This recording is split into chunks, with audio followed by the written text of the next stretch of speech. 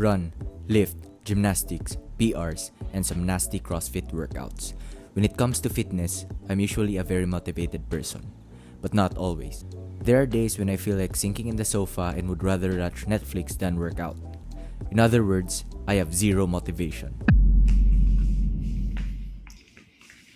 People think athletes are just motivated to train all the time, but based on personal experience as well as the experiences of other athletes that I have trained with, athletes lose motivation just as equally as those who work out for a lifestyle.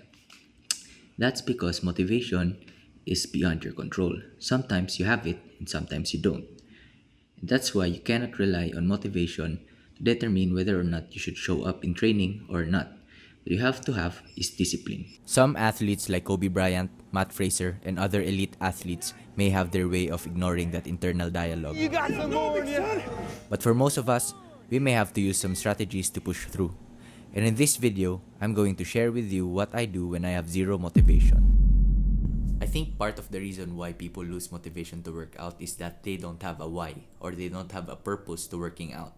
I experienced this firsthand kasi before, when I used to compete, every time I go to the gym, I'm always motivated or I feel like I'm disciplined enough to show up at the gym almost every day because I have a purpose. That's to win at the competition. And since I stopped competing in 2018, every time I feel sore or every time I feel unmotivated to work out, it's easier to not show up than it was before when I was still competing. And so, if you're a regular gym goer, you might not have a competition to join or you might not have something to join into. And so, just finding a purpose, whether it's to lift your grandkids or to be able to travel the world without getting tired or to be able to join your kids in their hobbies, those things are already your why. That's already your purpose. And so the next time na mawalan kayo ng motivation, always go back to your why. Find your why.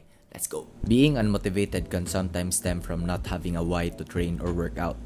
So one of the things I do to have a why is to sign up for a random test of fitness. Since I'm not going to any CrossFit competition anytime soon, I signed up for a trail run event, which is really not my sport. But who doesn't like the experience of running through the forest?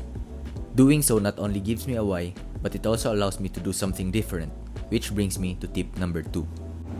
Mix things up. Doing the same things over and over and over again can start to feel like a job rather than something you do for fun. It sucks away the passion for something that you really love. So, another tool that I use whenever I feel unmotivated is to mix things up. And my favorite escape from the four corners of the gym is trail running.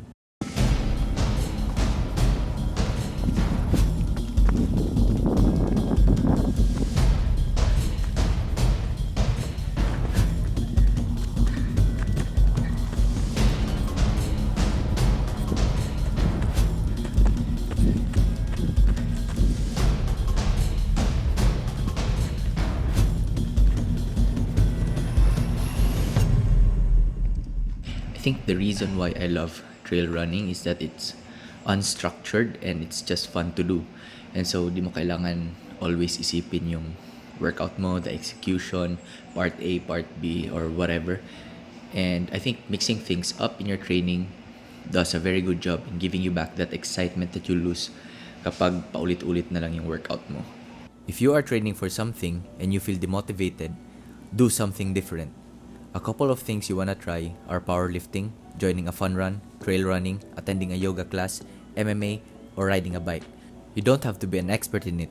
You just have to have fun. And if after all that you're still feeling unmotivated, maybe all you need is a little break. So this is gonna sound counterproductive, but sometimes the best way to move forward is not to push harder, but to step back. Sometimes kailangan lang talaga ng katawan mo ng break. Tip number 3, take a break. When you constantly push yourself day in and day out, you risk burning out.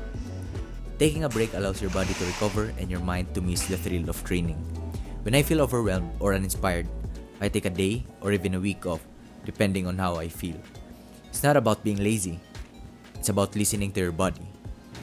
These are the things that has worked for me for almost 15 years. Every time I feel unmotivated and I do these things, I almost always have the desire to come back after a day or two.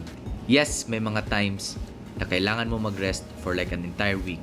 And yes, may mga times na papangit yung performance mo. But what matters most is that you find a way to come back stronger and keep putting in the work. If you think nakatulong sa itong video na to, I'd highly appreciate if you could give this video a thumbs up and subscribe to my channel.